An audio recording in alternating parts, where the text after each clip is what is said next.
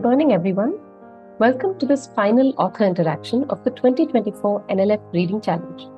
My name is Karthika, and I hope you are as excited to be here as I am. The NLF Reading Challenge is a 3-month-long reading event from July to September 2024 for students between grades 4 to 6.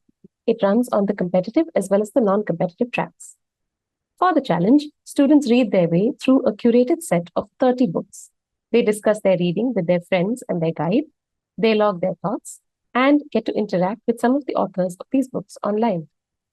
The challenge will conclude with a quiz competition that will see the 3 best teams win gold, silver, and bronze engraved trophies, certificates of achievement, and a wonderful set of books.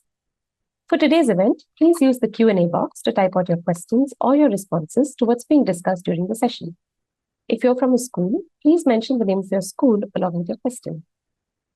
Today, we are privileged to have with us a wonderful, thought-provoking author, Donna Barba Higuera. Her books include Lupi Wong Won't Dance, El Cucuy is Scared Too, The Yellow Handkerchief, and The Last 20 Stuff. They have won multiple awards, including the prestigious Newbery Medal, both Pura Belpré Medal and Honor, and the Sid Fleischman Award for Best Children's Humor Book of the Year. Welcome, Donna. We're very happy to have you with us today. Thank you so much. I am so happy to be here from very, very far away. And yesterday, it is still Friday where I am. It's Friday, late Friday night. That's right. So I'm Thank you so much. Through time. Thanks for joining us, Donna. Thank you. Would you like to begin with a short reading from the book? Sure. I'll read from the beginning. Chapter 1. A worm's shriek pierces the air. Soon their heads will break the earth's surface to hunt through the night. They will slither across Pocatello Valley, stirring up dust and killer spores in their wake. A second screech answers the first. I wait for the echo to hit the valley and bounce back. Uno, dos, tres. Pinpricks run over my bald head. The worm is barely a thin candle's burn from the city's border. I make sure our POC door is cinched tight. Dia Lula turns her head away. With her wrinkled hand, she slips one of the sharp metal wings out of her tool, slicing off a piece of the ongo. She slides it under her tongue. Her shoulders relax and she breathes deep. Gabby and I both take a deep breath too. Within minutes, the angry lines on her face grow smooth and she lies down on her bedroll. Lula's POC is filthy and stinks like a rotted mouse. But pickpocketing for her at the market keeps me and Gabby out of the orphanage. Lula might be cruel, but without her, we know what the Pocatellans do to Cascabel orphans like us. We might be missing a kidney or two. We choose Lula for now. Eyes closed, Lula speaks softly to no one. Ah, yes, hermoso. It's good work, mija. You will make an excellent weaver, a talented cascabel. And I know her mind has already gone to another place and another time. Gabby leans toward Lula and carefully pushes the ongo under her bed to make sure it's hidden. Her snores start to rattle our POC like a desert thunderstorm. I pull Gabby back quickly. She'd get a beating from waking her for sure, but not as bad as what would happen if the Pocatellan regime found ongo in our home. When we first arrived to Pocatello, Dia Lula would push her long gray hair in front of her face, trying to hide what she took before sleep. But less than a winter after we arrived, Pocatello's directors ordered all POX dwellers must shave their lice-infested heads. One more way to set us apart. The worm shrieks again. Uno, dos, tres, cuatro, cinco. With the echo moving farther away, I blow out the candle. I make sure the POC door is as tight as I can get it. We are far from the trench that protects us from the worm field, but our POCs are not much help against the airborne spores they create during their hunts. I take Gabby's hand and begin to hum like our mother did for me. Then just like a real cascabel, I rattle my tongue. Gabby closes her eyes and the corners of her mouth turn up in a soft smile. I smile too and continue humming softly, almost a whisper. Gabby's breaths deepen. Now that she's asleep, I can too. I dream of the day very soon when we will escape from this place. Thank you for that, Donna. I think right at the start itself, the book gives the readers an impression of what the setting is like, what the communities therein are like, and what are the concerns that are dominant for them in their everyday life as they go about living their lives. So taking from that beginning that you've just read, if we look at how the pocketellins and the cascabels are described and then elaborated on as the book progresses, we know that the concept of inheritance and learning lessons from humanity's past are central themes in the book. But both of these groups go about it in very different ways. So the pocketellins, this has led to a rigidity in the way that they organize their society. It's maintained through fear, repression, and censorship. On the other hand, for the cascabels, who are formerly nomads or foragers, the sense of community is forged through an oral tradition, through stories and songs, and ancestral wisdom is passed on this way. And it also gives them hope because there's stories of this space, this land named Lacuna, which is a place of refuge. So why did you come up with these two very different ideas to organize a community? And what do you organize both these communities? What do you hope that your readers will take away from it? You know, it's a complicated question. And for people who have maybe read The Last Cuentista, and now that you know that these books are in some way related, and I've had readers who have found it hints of the Pocatelans with the collective from The Last Cuentista. And if you look carefully, I haven't really told anyone this. I haven't spoken about this, but they are derived from the same group. The Pocatelans were the collective, what they became on Earth hundreds of years after the comet strike versus those who traveled into space. So you've got these two groups that evolved in a different way. And then you have the Cascabeles, who they have some of the same concepts in that they are a collection of a support system in their music and their songs and their dance, but in a healthy way and in more of a supportive way. And it was just the things that I thought about when I was reading books like these when I was younger, but I still read about myself now. I don't have all the answers. And so when someone says, what do you want someone to learn from this? I don't know. I think that readers have to read these things and ask themselves what they think about them. And so I asked myself, what if all these different societies and cultures got similar messages, but they all went in different directions? What would that look like and why? And so what I guess I want the reader to gather from this is to ask themselves and say, why do I think that things went in a different direction? Because I don't have all the answers. I think that we need to give readers and kids who read credit. Let them come up with the ideas and why they think these happen. Because I know that there are kids watching now who are readers like I was and who want to be a writer. You get to do this and create books that bring ideas where kids get to wonder these questions like you're asking me. And this is one that's tricky because I don't have all the answers. It's for the reader to explore. Thank you. That's really honest and genuine. I'm sure the readers will now go back to rereading the book with these thoughts in mind. So speaking about readers, Donna, there's a question that we've got from students. This one's from Aradhya Tiwari from Shambudayal Global School, Ghaziabad, who says that the title, Alebrijes, references a flight to a new haven.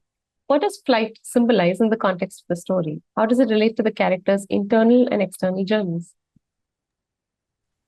So it's interesting because I thought a lot about what flight meant. And I think a lot of us, if you asked us, if you could have a superpower, what would it be? And we'd want to be invisible or to fly or something like that. And for me, flight represented freedom. And for Leandro, who was stuck in Pocatello and couldn't get out, he did not want to, he felt small, he felt powerless. So to be put in the tiniest of creatures, but this drone that gave him power and gave him freedom. So in the tiniest of drones, he became powerful because he had this gift of flight. And, flying to a new haven, having a place that is maybe a promise of safety and refuge, but at the same time, you have freedom. And I was very cautious of that because I wanted to show that while he was torn, he was like, oh my gosh, I've got this power. I can fly. I can do all these things, but I'm leaving my sister behind. And this doesn't feel like freedom because I'm torn. I want to be with my sister, but the only way to do this is to go forward. So while he wants to enjoy this power, he doesn't really get to enjoy it the way most of us would want to. We would want to fly through the clouds and go explore. And he doesn't really get that part of it. He has a journey he has to go on, and he has to take care of his sister.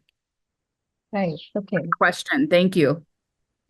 So speaking of hummingbirds, there's quite a few questions that have come in from our live audience on hummingbirds, and we know that you have a special corner for them in your mind. So this is from Nuha Adil of Prep School V2, who says, why did you change Leandro's mind in a bird and not a dog or another animal? Why only a hummingbird? And Riddhi Mantri, who has a related question, saying, you chose to highlight the smallest flap of wings can change the course of history in this book. Why? I want to go to the second part of that first because it gives me goosebumps because I always felt like I was very shy when I was younger, and I always felt powerless, like I didn't have a voice, and I always felt small. And I wanted to show how this Leandro, who he says he's small of stature, he's short as his sister, and I wanted to show how some of us feel that way, especially when we're young. We feel like we have to answer to our teachers, to our parents, and to authority. And I wanted to show that we may feel small sometimes, but look how powerful, like small acts that you can do, and how helping others, and being selfless and appreciating others. Those types of things they may seem small, but they make a huge difference in the world. And I wanted to show that for Leandro. And the reason that I thought a lot about what the right drone was to put Leandro's consciousness in. And yes, I love hummingbirds, but that's not why I chose it. I chose it specifically because I think they're so magical and they're so powerful. And we can see them sometimes in the spring when they're courting. The male hummingbirds will fly really high in the air and then they'll dip down, and they're so powerful. And I just wanted to show how this small creature can be so magical and beautiful. But Leandro doesn't think so. He saw that in the Hall of Drones, he saw hawks and eagles and bears. He saw these amazing, huge, powerful drones, and he's like, I want to be one of those. So what is the irony when he feels like he has no power in his life and he gets placed into a hummingbird drone? He said, are you kidding me? I have to be a hummingbird drone. But I wanted to show that. I wanted to show, and for him to also realize by the end of the book that his power wasn't this tiny form. His power was his mind and who he was. Oh, absolutely. And Leandro's journey is so gratifying to watch as the book unfolds. And so he talks about, it starts off in really small bits where he's really observant, and he's curious, and he's asking questions about why are things the way that they are. So, for instance, towards the start, in the beginning of the book, he talks about the work that's done by the Cascabelans in tilling the fields for the Pocatelans, only to be able to eat a fraction of the produce themselves. And for the Cascabelans to then view this with gratitude, or have to view it with gratitude. And he says, so who relies on who? And who saves who? How important do you think it is for young people to retain that element of curiosity, like Leandro does in your book? This is a very, I hadn't thought of this. This is a very emotional question for me. I'm at my parents' home, which is, I normally I live in Washington State, which is in the Pacific Northwest. It's pine trees and lakes and orca whales and dolphins. It's beautiful. But that's not where I'm from. I'm from the Central Valley of California, which is agriculture. It's desert. Anything that's green has to be brought in with water. It's hot. My husband said, I said, it's so hot here today. And he goes, don't tell them in India because they don't care. It's way hotter for them. But when I was growing up, my great grandparents had been field and farm workers, and many of the people in the San Joaquin Valley in California are field and farm workers. And we all have seen people who are working in the fields and who bring us food. And as a child, I knew where I had come from. I knew what who my ancestors were and beyond, that they had worked those fields. And I knew that the food on my plate had come from those people. But I also saw people who complained about the field workers, that they didn't deserve certain things. They were mistreated. And because I was a descendant of those workers, I thought a lot about who they really were and how we really had to appreciate these things. I even thought of that as a child. So they may seem like a deep thought for Leandro, but I was thinking those thoughts as a child. And I think it was because my family had been from field and farm workers. And so in my garden the other day, I said, I'm going to pick some peas.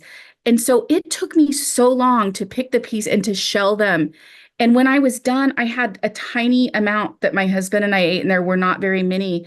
And it just I'm so grateful for the people who do that work so that we can eat a handful of peas. And I just feel like we need to, all of us, if we could just take a moment and be grateful for that. And so, because Leandro's working the fields firsthand, he's doing the hard work, and he recognizes that his work is feeding those people. And he's like, really? They don't see it? Like, who's helping who here?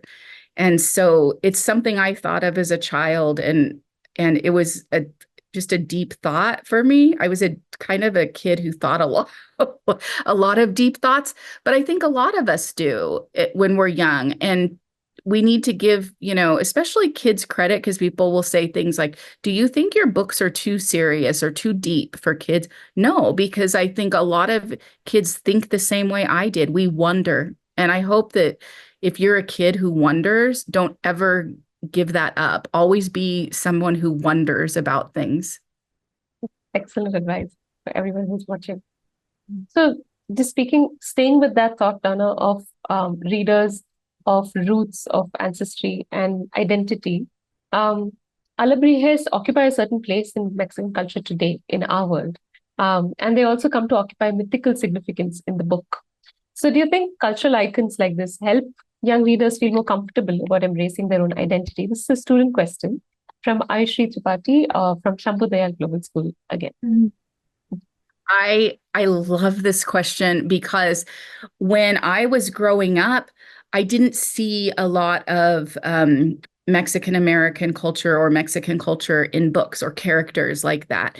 And so this idea came to me about putting a consciousness into a drone. And I thought of what all these drone animals would look like. And something that just felt a little bit weird. Like, we're not used to that kind of thing. We don't really have those yet. I think we will see a lot of animal drones in the future. But it reminded me of Alebrijes. And Alebrijes, it's a fairly modern Mexican cultural icon or icons. There's many of them. And if you don't know what they are, if anyone's seen the movie Coco, Miguel and his dog in there, when they go to the underworld, all the brightly colored animals that fly, those are Alebrijes. And they actually stemmed from a Mexican artist. He was born in Mexico City. His name was Pedro Linares. And he had at one point got very sick. And he had a fever dream. And in this fever dream, he saw cats who could swim and they were brightly colored, and dogs who could fly, and all these just wild animals that didn't exist in nature. And they were all saying, Alebrijes, Alebrijes, which doesn't mean anything in Spanish. And so he came out of this fever dream, and he was a paper mache artist. So he started creating them, and he became very famous for it. But when I thought of how weird they kind of are, the drone animals, it reminded me of Alebrijes. So it was just a working title, and it stuck because it made sense. So I'm very happy that those two tied together in this book. Yeah, so many threads that come together. It must have been incredible for you to have fun. that experience of working on it. So speaking about Alebrijes, about Leandro, about this idea of a haven that comes to them from their stories. When Leander actually stumbles upon this legendary utopia in the book, he sees that it seems like a perfect world for his people. It's lush and fertile and has everything it can possibly offer to keep them going. But he realizes that they are as trapped, the people who live in this place of refuge, Lacuna, are as trapped as the Cascabeles are in Pocatello. So, how did you think about this plot point where utopia isn't perfect, but it mirrors your dystopia in a sense? Right.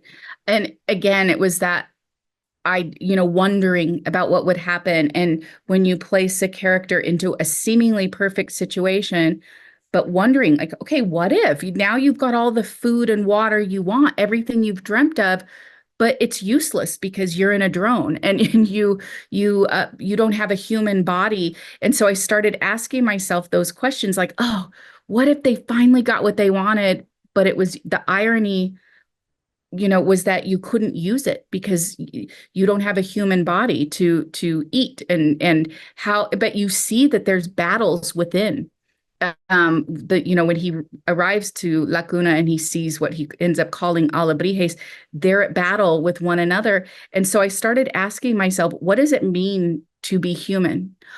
Were they human? They were not in human form, but was their consciousness what made them human? Was their consciousness what caused them to have this strife and to argue with one another? And why? Why did those things happen? Was it power? What makes us human? And so we often think as humans, oh, I need food and I need water. We think of basic survival, but we forget about the other things that make us human, which is interaction with others is just as important as the basic needs. And so it was just wondering what would happen if I placed, finally they got to Lacuna and this refuge, but it wasn't a refuge because they weren't in agreement on how it should be used. Right. And staying with that idea of consciousness, Donna, that you've just pointed out, this seems to be something that you give a lot of importance to because we saw it in the Last Cuentista, the earlier book, and now we see it in Alebrijes with the idea of splitting the body from the mind and having each continue to exist independent of the other. Is this an idea that you've encountered in folklore before? Is it interesting for you to take an idea from the past and grow it in this unforeseen fictional future? There's a related audience question for you from Kaira Mohanraj as well about how you use old myths and stories and make them come to life. Why is it that you use these tales in your stories as you tell them? Well, definitely, with the Last Cuentista, there were all these stories that I had from my own grandmother or abuela when I was little, and she would tell me these stories, and I would wonder where she had heard them. My grandmother stopped going to school when she was very young. Her father had died, and so she had to go to work in a hotel, and at one point she'd even worked in the fields. And so much of her storytelling was in the oral tradition of storytelling, which we see in Alebrijes because people don't really read and write. And my grandmother didn't rely on books so much. She relied on the oral tradition of storytelling. And so I got bits and pieces of myth that she told me. And there were stories that I didn't know the whole story. Like she would say, El Conejo in la Luna, or the rabbit in the moon. Do you see it? And I go, oh yeah, I see it. But I never saw the rabbit. I would pretend to see it because I didn't want to hurt her feelings. But then later I thought, where did she hear that story? And I looked it up, and I'm sure it was passed down from her elders and people before her.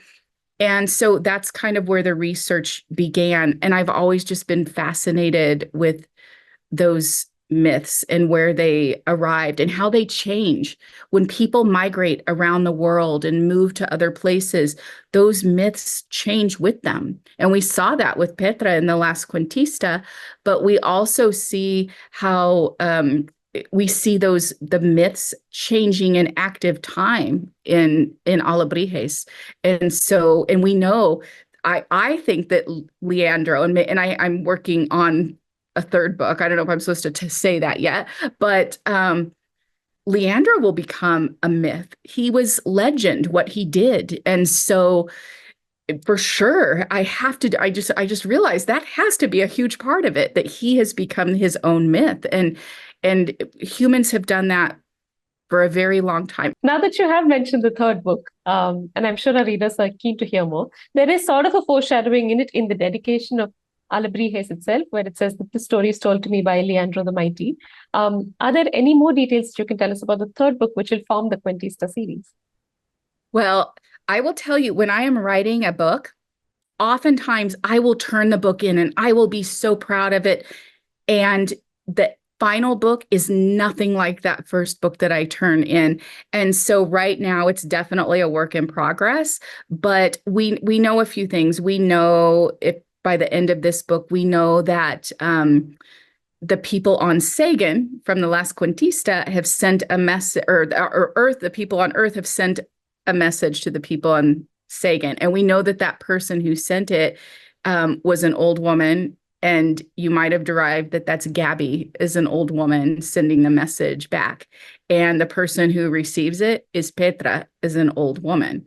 And so making all these two worlds merge together has been a big challenge because everyone is older. So I had to decide it has to be a new character. What do I want it to be? There comes my wonder. And so it's going to have to be someone who was born and raised on Sagan and doesn't know anything about Earth, only the stories that they've heard from Petra, the Cuentista. And now they have to go back to Earth. And what are they going to think of Earth? What are they going to think when they meet the Cascabeles and the Pocatelans? And what will there still be Alebrijes? There's so many questions and things that I have to answer. It's going to be fun to write. But yes, it's going to happen. And the working title now is Fire Snake. Oh, can't wait for it. Can't wait to see who the new generation of Cuentistas will be. Thank you so much for joining us today, Donna. We are at the end of our half an hour. It just flew by. Oh, that went so fast. That was wonderful, though. Thank you. Wonderful questions. I am so proud. I didn't realize how many books you have all been reading. That is wonderful. I was just like you. I loved reading. So keep going, guys. Thanks so much, Donna. And all the very best with all of your new writing and reading. Thank you so much. Thank you.